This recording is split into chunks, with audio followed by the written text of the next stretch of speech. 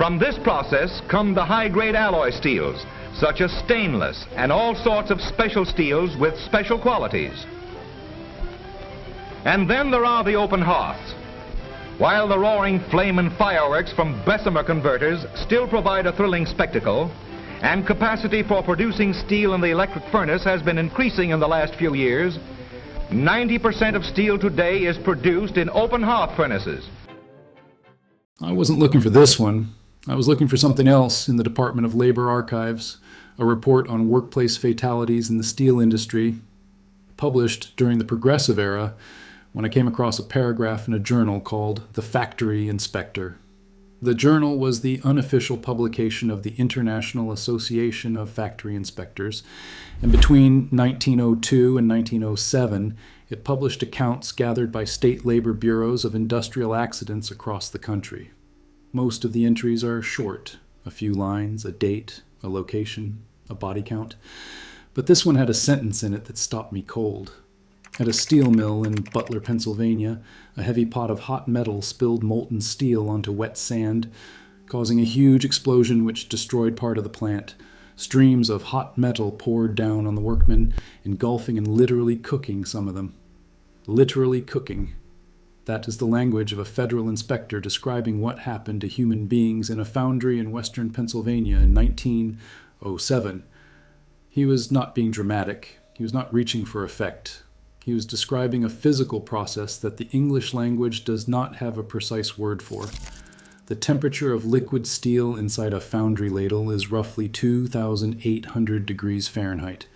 The ignition point of human skin is approximately 1,400 degrees Fahrenheit. At 2,800 degrees Fahrenheit, there is no concept of a burn in the way we normally understand it. There is no blister. There is no scar tissue forming over damaged flesh. There is conversion. The tissue changes state. The water inside the cells vaporizes. The proteins denature and fuse. The fat renders. The inspector wrote the only word that accurately described the physics of what molten steel does to the human body at close range. He wrote cooking because that is what it was. On the night of October 6th, 1907, a metal pot in the number 1 cupola of the Standard Steel Car Company's wheel plant in Butler, Pennsylvania, upset. Some accounts say the pot contained 5,000 pounds of molten steel. The company's own records say 9,000. What is not in dispute is what happened when the steel left the pot. The liquid metal hit wet sand on the foundry floor. I need to explain what that means, because the physics of what follows is the reason 24 men died in a building that had been standing for 11 months. When molten metal contacts water or any moisture-bearing material, the water does not boil. It does not steam gradually, the way water steams when you pour it into a hot pan on a stove. It undergoes an instantaneous phase change, liquid to vapor, in a fraction of a second. The volume expansion is roughly 1,600 to 1. 1 cubic inch of water becomes 1,600 cubic inches of steam in the time it takes the thermal impulse to travel through the contact surface. If the water is beneath the molten metal, if it is trapped by the weight of the liquid steel pressing down on it, the steam has nowhere to go. It cannot expand upward because there are thousands of pounds of liquid metal on top of it. So it expands outward, violently. The result is not a fire, it is not a spill, it is a detonation. A steam explosion that generates pressures comparable to low-grade industrial explosives and launches molten metal in every direction at velocities that no human reflex can outrun. Every foundry worker in the world today knows this. It is the first thing they are taught. Keep the floor dry, keep the sand dry, keep moisture away from the melt. Every piece of scrap that goes into a furnace must be inspected for trapped water, sealed containers, ice, condensation. A single can of soda in a charge of scrap metal can cause a steam explosion powerful enough to blow the furnace apart. A damp patch of sand beneath a ladle can turn a controlled pour into a bomb. In 1907, there was no such training. There were no protocols. There was no OSHA. There was no Bureau of Mines. There were no federal safety regulations of any kind covering the operation of a steel foundry. The men on the floor of the wheel plant at Standard Steel Car were Eastern European immigrants, most of them working their first industrial jobs, speaking languages the foreman did not understand, operating equipment they had never been trained on in a building that had been open for less than a year. The sand on the foundry floor was wet, the ladle upset, and the water did what water does when 9,000 pounds of liquid steel landed on top of it. The wheel plant was 150 feet long and 100 feet wide. It was 15,000 square feet. It had been completed the year before at a cost of $2 million. The cupola alone, the furnace structure where the metal was melted and poured, had cost $30,000. The explosion demolished the building, the entire structure. The walls blew outward, the roof collapsed. The blast shook buildings in the town of Butler proper, roughly a mile away, and sent a column of fire into the October sky visible from downtown. Thousands of residents came out into the streets. They watched the fire from a distance. Then they started walking toward it. 4 men died on the spot. Nick Dorna, disemboweled. The blast, or the debris, or the force of the molten metal tore his abdomen open. Nicholas Blotar, burned to a crisp. The phrase is from the newspaper. It means his body was charred to the point where soft tissue was no longer distinguishable. John Varick, skull crushed. Whether by falling structure or the concussive force of the steam explosion, the account does not say.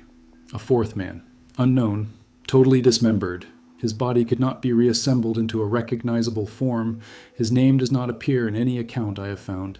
He was inside the building when 9,000 pounds of liquid steel detonated on the floor beneath him, and he ceased to be identifiable as a human being. The newspaper listed him as unknown man. That is his memorial. 2 words in a wire dispatch. 30 more men were injured. The newspaper account, which was syndicated nationally on October 7th, describes their condition in language I need to reproduce carefully, because it is the only record that survives of what these men looked like when they were pulled from the wreckage. The condition of the 30 men injured is pitiable. Although still alive, the features of a majority are mutilated beyond recognition. The hot metal was showered over them, causing horrible injuries. Arms, fingers, and ears were torn off, while a number of the men had their eyes burned out. Several men are in the hospital with their legs burned to a crisp, eyes burned out. That means the vitreous fluid inside the eye vaporized from the radiant heat of the molten steel. It means the men were facing the ladle when it upset. They saw it coming. The light was the last thing they saw. Nearly all the men were foreigners. That is what the newspaper printed. Not their names, not their nationalities, not where they had come from, what villages, what countries, what families they had left behind to cross the Atlantic and end up on the floor of a wheel plant in Butler, Pennsylvania, underneath a ladle of liquid steel. Nearly all the men were foreigners. That was the description. That was the framing. That was considered sufficient. The company's office, located near the plant gate, became a triage station. 20 men, nearly all of whom had been stripped of their clothing and whose faces were burned beyond recognition, were carried there. Their clothing had burned off in the initial flash or had been cut away by rescuers. What remained of their skin could not be identified as skin in the conventional sense. They were laid out in the company office and given blankets against the October night because they were naked and burned and in shock and cold. This was the medical response. Blankets in a company office for men whose faces could not be recognized by the people who had worked beside them that morning. Mike Blotar, one of the 4 dead, was so terribly burned that his own brother did not recognize him. His brother came to the makeshift morgue to identify the body and could not connect what he was looking at with the person he knew. I keep coming back to that detail. A man walks into a room to find his brother. The body is there. He looks at it. He does not see his brother. The fire took not just the life, but the identity. The face that a family member would recognize across a crowded room was no longer a face, and the brother had to stand there in a company office and accept that the shape in front of him was the person he had come to find. At the gate of the plant, men and women struggled frantically to gain admission. These were the families, the wives and mothers and brothers and sisters and children of the men who had been inside the wheel plant. They had heard the explosion from the company housing in Lindora. The neighborhood a quarter-mile to the southwest. They had felt the ground shake beneath their feet. They could see the fire above the plant walls, and they ran. They ran to the gate, and the gate was locked, and policemen were there to keep them out, and in the crush at the fence several women were injured. The cries of pain and anguish could be heard blocks away. That detail's in the newspaper. The cries could be heard blocks away, not the explosion. The cries. Sound of women who did not know whether their husbands were alive or dead, pressed against a fence, held back by police, watching fire pour out of a building where their families had been working 10 minutes earlier. At midnight, the physicians attending the injured said that at least 10 of the men would die from their injuries. In the days and weeks that followed, 20 more did. The final count reached 24 dead and more than 40 injured. Many with burns so extensive that survival was a matter of duration, not of recovery. The men who lived carried the scars. Some could not work again, some could not see. The newspaper moved on to the next story, and the wire services dropped Butler from the cycle within days. If your family worked in the mills, the mines, the refineries, the furnace rooms, if your grandfather came home with burns he never explained, I want to hear about it. Leave a comment, and subscribe if you want to see what I find next. The Standard Steel Car Company bounced back quickly from the explosion. That line is from the Butler County Historical Society's own published account of the incident. Bounced back quickly. 24 men dead, 40 burned beyond recognition, the wheel plant demolished, a $2 million building reduced to rubble, and the company bounced back. It is a sentence about capital, not about people. The men who died were replaced by other men who looked like them and spoke the same languages and lived in the same red houses on the same street and went into the same plant and stood over the same foundry floor. Lindora was the company town that Standard Steel Car built to house its workforce. It had not existed before the plant. In 1900, the site was the Butler Fairgrounds, where the county gathered for fairs and exhibitions. Adjacent to it stood a brickyard owned by J. George Stam and a pickle factory. In 1902, the fairground, the brickyard, and the pickle factory were all purchased by the Lindora Land Company, a subsidiary of Standard Steel Car. The buildings were torn down, the shade trees were removed. By the end of the year, the site held one of the largest railroad car manufacturing plants in the United States. Half a mile long, 242 acres. The company had broken ground in April 1902 and produced its first car, Chesapeake and Ohio, number 23001, a steel hopper, in August of the same year. 4 months from bare ground to first unit produced. The speed was the point. The company's founders were John M. Hanson and James Buchanan Brady, universally known as Diamond Jim. Hanson was an engineer, born in Millvale, Pennsylvania in 1873, formerly the chief designer at the Pressed Steel Car Company. Brady was a salesman of legendary proportions, famous for his appetite, his jewelry, his showmanship, and his ability to sell railroad cars in volumes that staggered the industry. Brady had sold 6,000 cars before the plant opened. He sold them on the promise that Hanson could design them and the plant could build them and the men could be found to do the work. Andrew Mellon provided $3 million in startup capital. The company was incorporated on January 2, 1902, with initial capital stock of $3,000 on paper and $3 million in Mellon money behind it. The founders relished the legendary scale of their ambition. The workers needed housing. The company built it on land purchased from a farmer named John McElroy. Hanson named the new community Lindora after his daughter Linda and his wife Grace, whose nickname was Dora. 100 homes went up initially, constructed in 3 rows with communal showers and toilets between the rows. They were painted with surplus boxcar paint, the same red paint the company used on its freight cars. The neighborhood became known as Red Row. The Butler Eagle described it in November 1902 as the ideal manufacturing town, and added that there is no suggestion of squalor or meanness about Lindora. A former resident, Frank Sinkovich, described something different in an interview recorded decades later by researcher Luann Eisler. The homes had 1 or 2 rooms. Many families doubled and tripled up. The outhouses were shared. The utilities were minimal. The overcrowding was constant. The men who built railroad cars all day came home to houses painted with the same paint as the cars they built, and the company that paid them also owned the houses, ran the company store, and controlled who was allowed to deliver goods into the neighborhood. When a grocer from Butler tried to deliver to Lindora in 1902, he was turned away.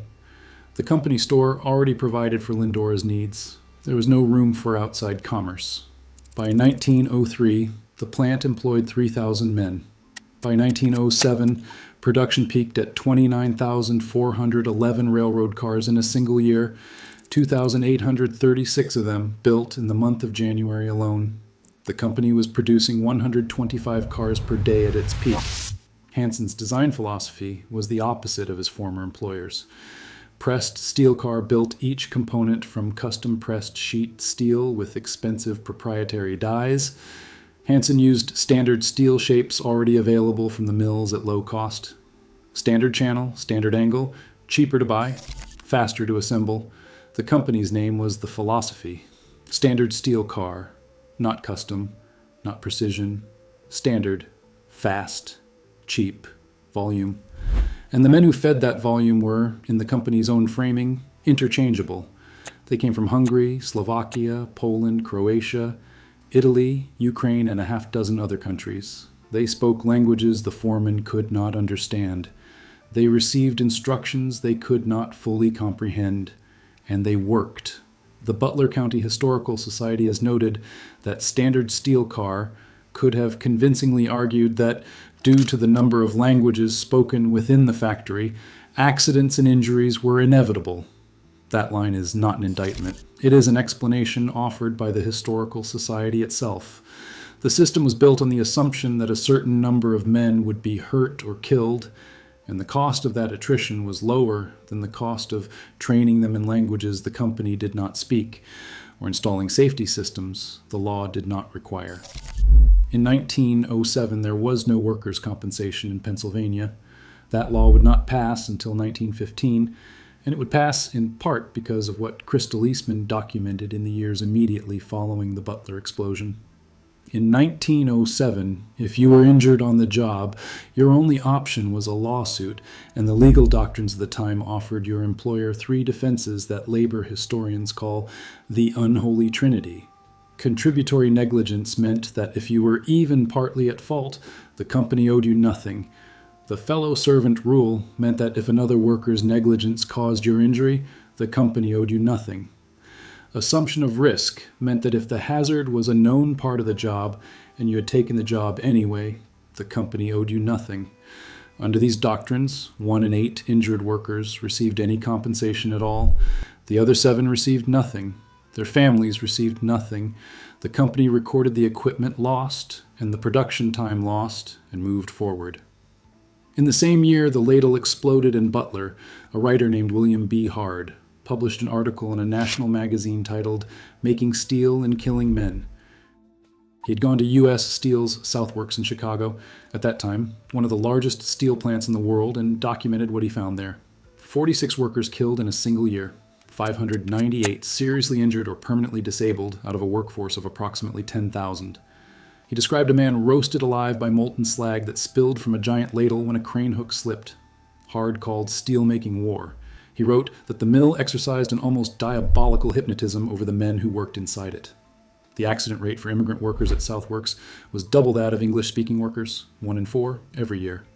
That same year, the Russell Sage Foundation commissioned the Pittsburgh Survey, the most comprehensive study of industrial working conditions ever conducted in the United States.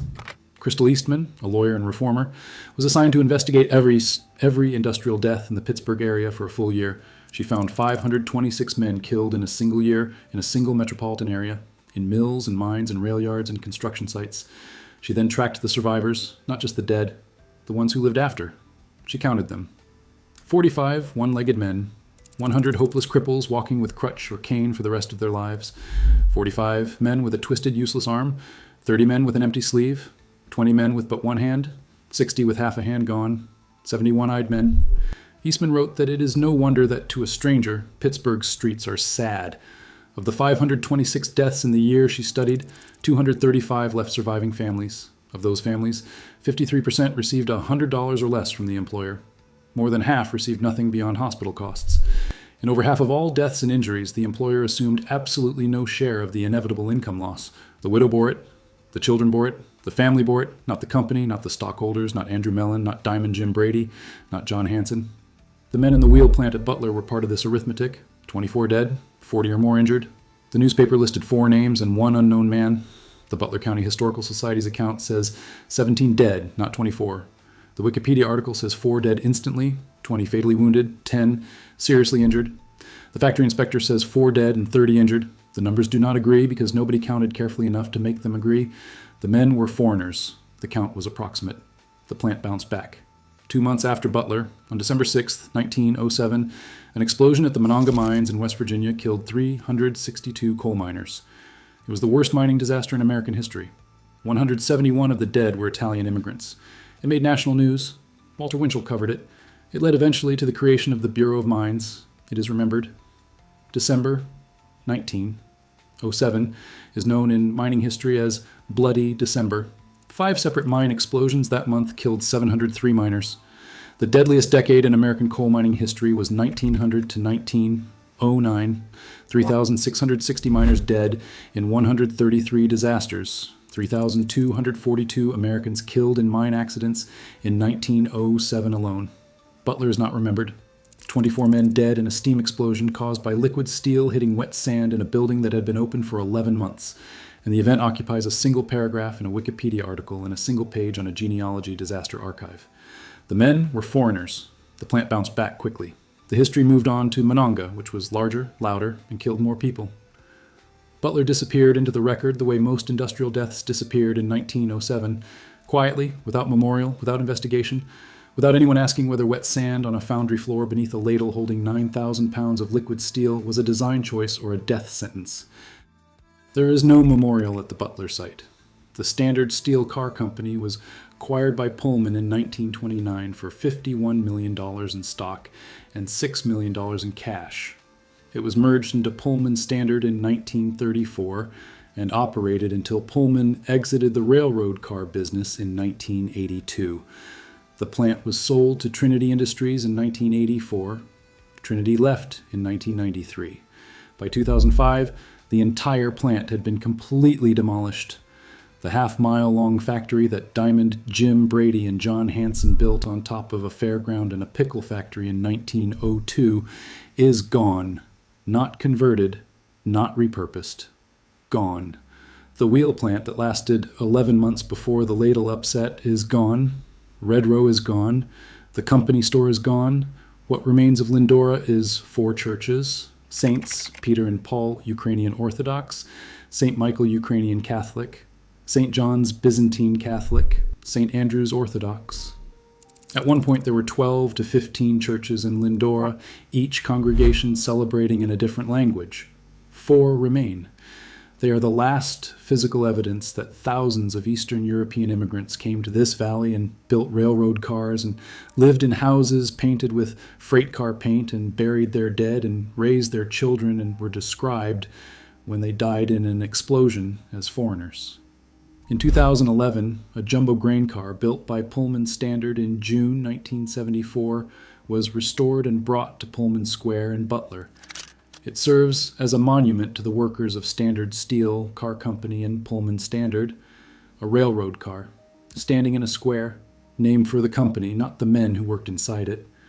I started with a paragraph in a federal inspector's journal. A heavy pot of hot metal spilled onto wet sand. Streams of hot metal poured down on the workmen, engulfing and literally cooking some of them. The explosion shook buildings in the town and caused panic among the populace. The inspector did not record their names. The newspaper recorded 4, Nick Dorna, disemboweled, Nicholas Blotar, burned to a crisp, John Varick, skull-crushed, and 1 man it could not identify, listed as unknown and totally dismembered. His name has never been recovered. His family, if he had one, is not in the record.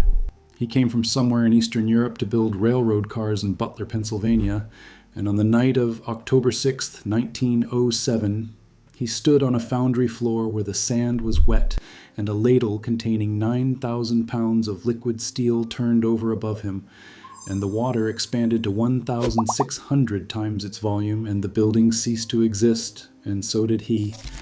America was not built in boardrooms.